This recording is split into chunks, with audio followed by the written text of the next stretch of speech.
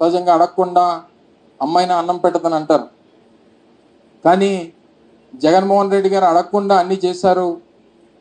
కానీ ఇంకా ఏం కోరుకున్నారో ప్రజలు అనేటువంటిది తెలుసుకోలేకపోయారని అనేటువంటి దాని మీద పార్టీగా వైఎస్ఆర్ కాంగ్రెస్ పార్టీ నాయకత్వం అంతా కూడా గౌరవ పెద్దలు పార్టీ అధ్యక్షులు వారు జగన్మోహన్ రెడ్డి గారి నాయకత్వంలో రాష్ట్రంలో ఉన్నటువంటి ముఖ్య నాయకులు, పార్టీ పెద్దలు, పోటీ చేసినటువంటి అభ్యర్థులు అందరం కూడా కలిసి మళ్ళీ దీని మీద సుదీర్ఘమైనటువంటి చర్చ జరగాల్సినటువంటి అవసరం ఉంది. అన్ని రకాలుగా కూడా ఈరోజు నిన్న ఫలితాలు వచ్చిన తర్వాత చంద్రబాబు నాయుడు గారు కానీ తర్వాత పవన్ కళ్యాణ్ గారు కానీ మాట్లాడినటువంటి మాటలు చూసాం.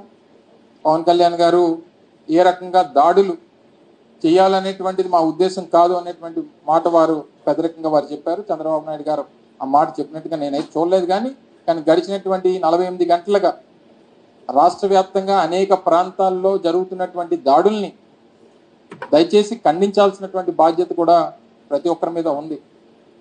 ఇంట్లోంచి బయటికి పిలిచి పేరు పెట్టి పిలిచి బయటికి ఏ రకంగా దాడులు చేస్తున్నారు అనేటువంటిది మనం చూస్తూ ఉన్నాం. సామాన్యమైనటువంటి ప్రజల్ని వైఎస్ఆర్ కాంగ్రెస్ పార్టీకి ఓటేశారని చెప్పి అనుకున్నటువంటి ప్రతి ఒక్కరిని ఇళ్లలోంచి బయటికి పిలిచి కొడుతున్నటువంటి సందర్భాలు కూడా మనం చూస్తూ ఉన్నాం. ఇది ప్రజాస్వామ్యానికి ఏ రకమైనటువంటి మెసేజ్ని ఇస్తుందో అనేటువంటిది కూడా వారు ఇంకా ప్రమాణ స్వీకారాలు చేయకముందే ఈ పరిస్థితి ఉంది. ఒకసారి ఆలోచన చేయమని చెప్పి కోరుతా ఉన్నాం. గెలిపోవటములు అనేటువంటివి రాజకీయాల్లో సర్వసాధారణంగా ప్రతి 5 సంవత్సరాలకు ఒకసారి ఎన్నికలు జరుగుతూ ఉంటాయి.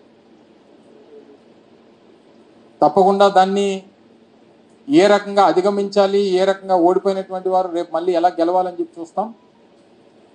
గెలిచినటువంటి వారు దీన్ని ఎలా నిలబెట్టుకోవాలనేటువంటి ప్రయత్నం చేయాలి. అంతే తప్ప ఈ రకమైనటువంటి పరిస్థితులు అనేటువంటిది ప్రజాస్వామ్యానికి సరైనటువంటి పద్ధతి కాదు అనేటువంటిది బలంగా నమ్ముతున్నటువంటి వ్యక్తిని. ఈరోజు ఉదాహరణకి నా వరకు నా కుటుంబం దాదాపు 10 ఎలక్షన్స్లో పోటీ చేశాం. 4-5 సందర్భాల్లో గెలిచాం, 4-5 సందర్భాల్లో ఓడిపోయాం. ఇవి రాజకీయాల్లో కొత్త కాదు. రాజకీయాల్లో గెలిపోవటం అనేటువంటిది సర్వసాధారణంగా జరిగేటువంటి ప్రక్రియ. ఓడిపోయినటువంటి వాడు బలహీనుడు కాదు, గెలిచినటువంటి వాడు బలవంతుడు కాదు.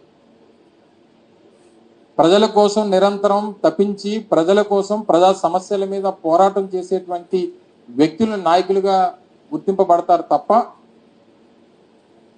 రేపు డెఫినెట్గా జగన్మోహన్ రెడ్డి గారు ఏదైతే చెప్పారో వాయిస్ ఆఫ్ ద వాయిస్లెస్, ప్రజల తరపున ప్రజా సమస్యల తరపున ప్రజలకు ఉన్నటువంటి అవసరాల తరపున గొంతుగా నిలబడేటువంటి కార్యక్రమం నిరంతరం ఈ కంఠంలో ప్రాణం ఉన్నంత వరకు జరుగుతూనే ఉంటుంది అన్నటువంటి విషయాన్ని కూడా ఈ సందర్భంగా తెలియజేస్తా ఉన్నా.